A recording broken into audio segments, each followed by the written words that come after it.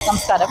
അടൂരിന്റെ നഗരഹൃദയത്തിൽ തലയെടുപ്പോടെ നിൽക്കുന്ന Karikkinethu silk Galleria അടച്ചുപൂട്ടിയെന്ന വാർത്ത കേട്ടാണ് ഞങ്ങൾ എത്തിയത്.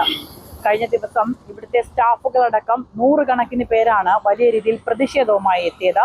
രാഖി രാമാനം ഈ കടയുടമ കട പൂട്ടി ഇവിടുത്തെ സാധനങ്ങളൊക്കെ തന്നെ കണ്ടെയ്നറിൽ കടത്തുകയായിരുന്നു എന്നാണ് ചില മാധ്യമങ്ങൾ റിപ്പോർട്ട് ചെയ്തത്. എന്നാൽ സത്യം എന്താണ്? സമൂഹ മാധ്യമങ്ങളിൽ കരിക്കിനേത്ത് സിൽക്സ് അടച്ചുപൂട്ടിയെന്ന വാർത്ത കേട്ടുകൊണ്ട് ഇവിടെ എത്തിയിരിക്കുന്ന ഡീലേഴ്സിനോട് ഞങ്ങൾ സംസാരിച്ചു. പക്ഷേ ലക്ഷക്കണക്കിന് രൂപ കിട്ടാനുള്ളവരാണ് ഇവരെല്ലാവരും. 10, 20, 30 ലക്ഷം രൂപ കിട്ടാനുള്ളവർ ഇപ്പോഴും പ്രതീക്ഷയിലാണ്. കാരണം നാളിതുവരെയായിട്ടും ഈ കടയുടമയിൽ നിന്ന് ഇത്തരത്തിലുള്ള ഒരു അനുഭവം ഉണ്ടായിട്ടില്ല. അതുകൊണ്ട് തന്നെ തങ്ങൾ ഇതുവരെ കേസ് കൊടുത്തിട്ടില്ല, തങ്ങൾക്ക് പ്രതീക്ഷയുണ്ട് എന്നാണ് അവർ ഞങ്ങളോട് പ്രതികരിച്ചത്. ശമ്പള കുടിശ്ശികയടക്കം കിട്ടാനുള്ള തുകയെക്കുറിച്ച് ചില സ്റ്റാഫുകൾ ഇവിടുത്തെ അടൂർ പോലീസ് സ്റ്റേഷനിലും ഡിവൈഎസ്പി ഓഫീസിലും പരാതി നൽകിയിട്ടുണ്ട്.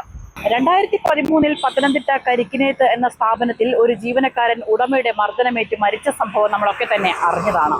അതിനുശേഷം പത്തനംതിട്ടയിലടക്കം നിരവധി കരിക്കിനേത്തിന്റെ സ്ഥാപനങ്ങളൊക്കെ തന്നെ മാർക്കറ്റ് വിലയിൽ കുത്തനെ ഇടിയുമ്പോഴും ഈ സ്ഥാപനം തലയെടുപ്പോടെ തന്നെ നിൽക്കുകയായിരുന്നു. പക്ഷേ പെട്ടെന്ന് എന്താണ് ഇവിടെ സംഭവിച്ചത്? ഒരു രാത്രി കൊണ്ട് ഇവിടുത്തെ സാധനങ്ങൾ മുഴുവൻ പറക്കിക്കൊണ്ട് എവിടേക്കാണ് ഈ കടയുടമ മുങ്ങിയത്?